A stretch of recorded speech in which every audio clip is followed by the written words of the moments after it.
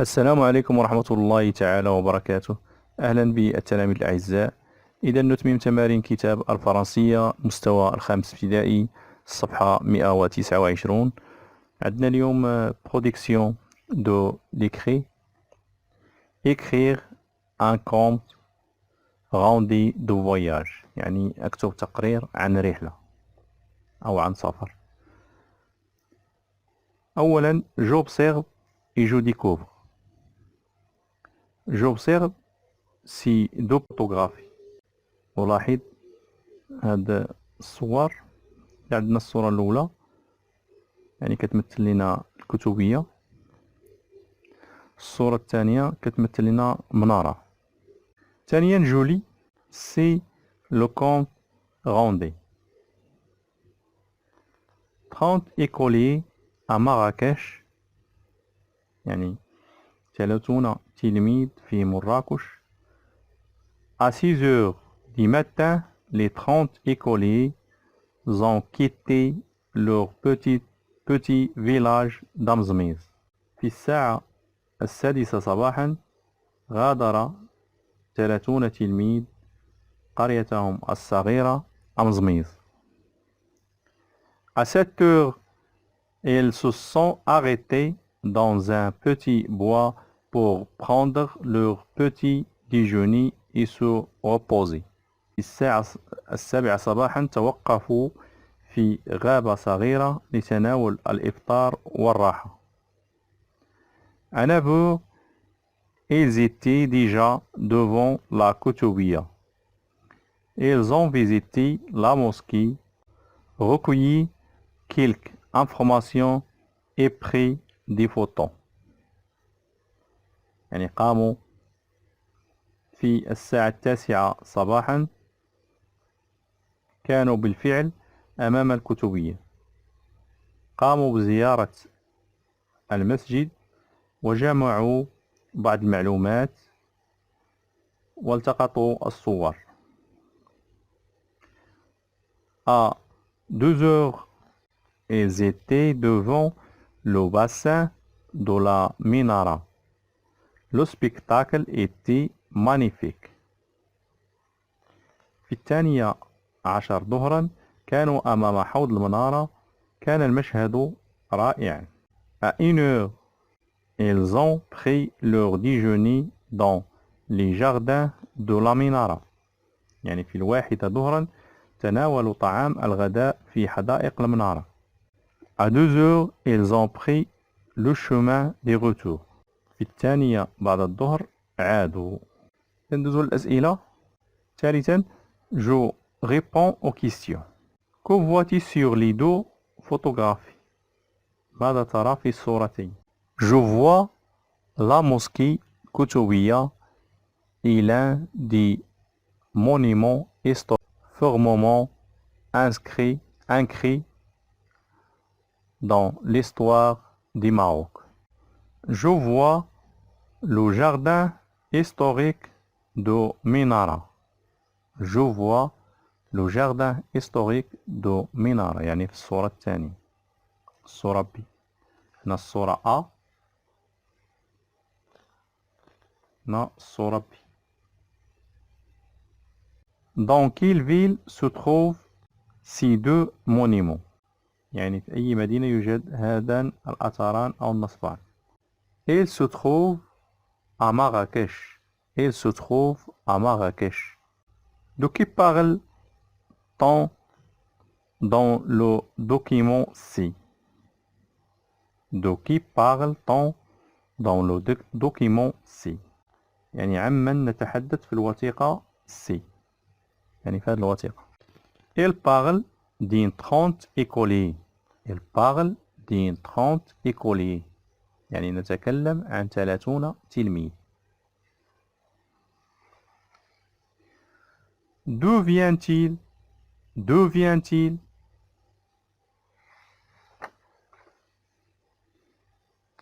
Il vient d'un petit village d'Amzmiz. Il vient d'un petit village d'Amzmiz.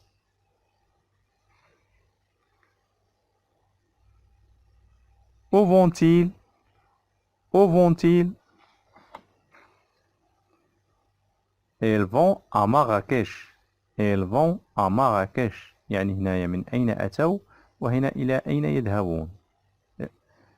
هنا يعني أتوا من مدينة أمزميز، هنا ذاهبون إلى مراكش. Et pourquoi يعني لماذا، يعني هنا دايرين من أين أتوا وأين وإلى أين يذهبون ولماذا. إذا لماذا pour visiter les monuments historiques. pour visiter les monuments historiques يعني لزيارة المآثر التاريخية. ثانيا je manipule et je réfléchis. Je situe Amzmiz sur la carte du Maroc. Je situe Amzmiz sur la carte du Maroc. أحدد موقع أمزميز على خريطة المغرب.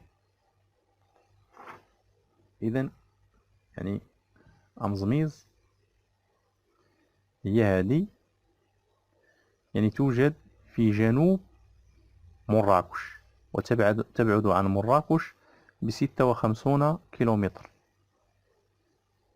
يعني تقع في جنوب مراكش وتبعد تبعد عنه ب56 كيلومتر.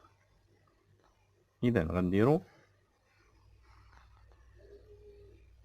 il est situé à 56 km au sud de Marrakech. Je trace l'itinéraire qui mène d'Amzmiz à Marrakech. يعني أتتبع الطريق المؤدية من أمزميز إلى مراكش. إذا الطريق المؤدية من أمزميز إلى مراكش هي هذه، يعني عبر تمسلوحت. À ton avis, les enfants ont fait ce voyage seuls? Qui peut les accompagner؟ يعني برأيك هل قام الأطفال بهذه الرحلة بمفردهم؟ من يمكنهم مرافقتهم؟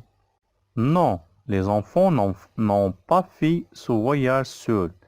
Ils ont été soutenus par l'association des parents et la direction de l'école. يعني هذا الفراغ راه كاين ما فيه حتى حاجة. إذن الأطفال لم يذهبوا يعني وحدهم، لم يقوموا بالرحلة وحدهم، بل رافقهم يعني أعضاء من جمعية الآباء ثم أعضاء من الإدارة.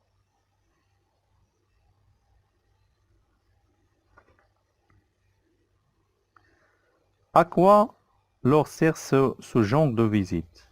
À quoi leur sert ce genre de visite?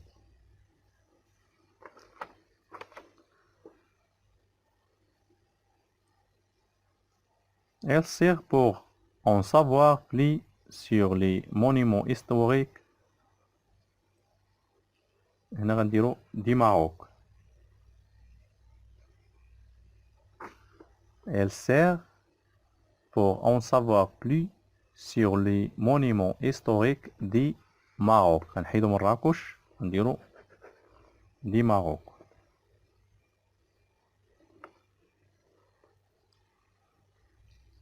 Elle sert pour en savoir plus sur les monuments historiques du Maroc.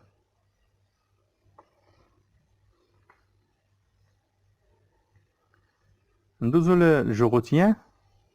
ثالثا je retiens pour écrire un compte rendu.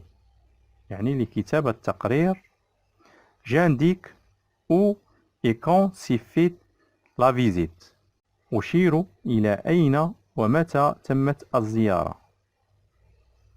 Je donne des informations sur les personnes et les lieux. يعني أعطي معلومات عن الأشخاص والأماكن. J'écris à la troisième personne du singulier. يعني أكتب بضمير الغائب. Je donne un titre à mon travail. يعني أعطي عنوان لهذا العمل اللي درت.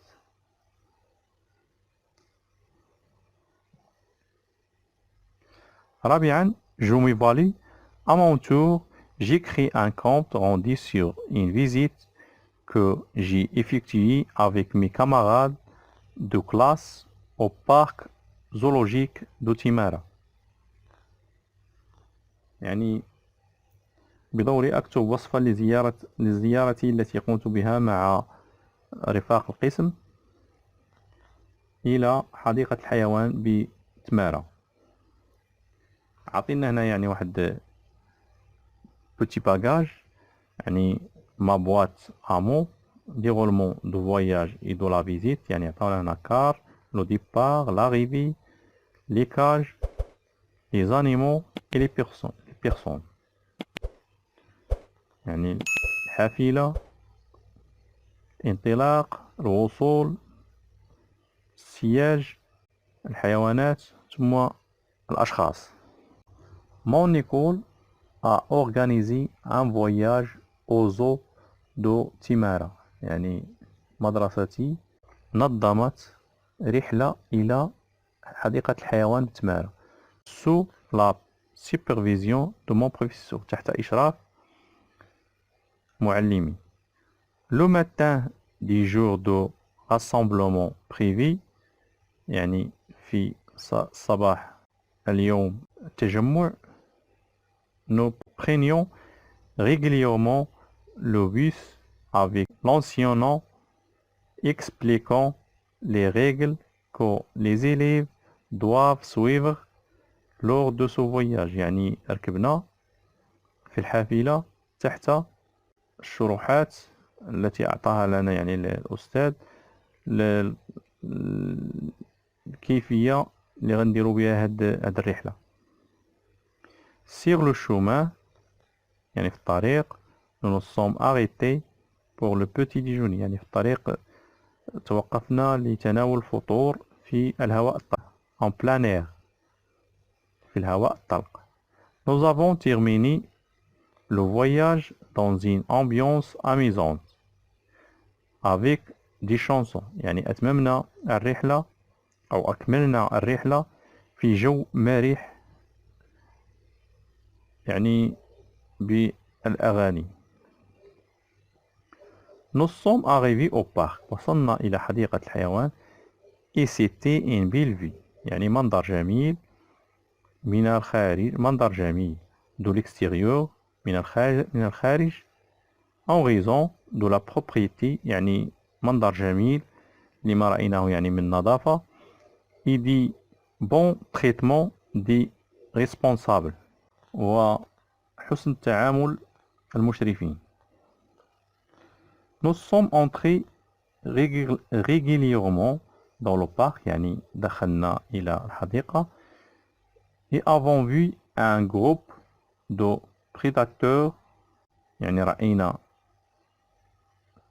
مجموعة من الحيوانات المفترسة، d'animaux de compagnie، يعني حيوانات أليفة، espèces d'oiseaux ainsi que des espèces d'oiseaux، يعني أنواع الطيور، avec notre professeur، يعني رأينا هذا الشيء مع شفنا هذا الشيء كلشي مع الأستاذ ديالنا تحت الشرح ديالو. Dans l'après-midi nous avons déjeuné، يعني في منتصف النهار أخذنا غداءنا، ثم أخذنا الغداء وقليل من الراحة.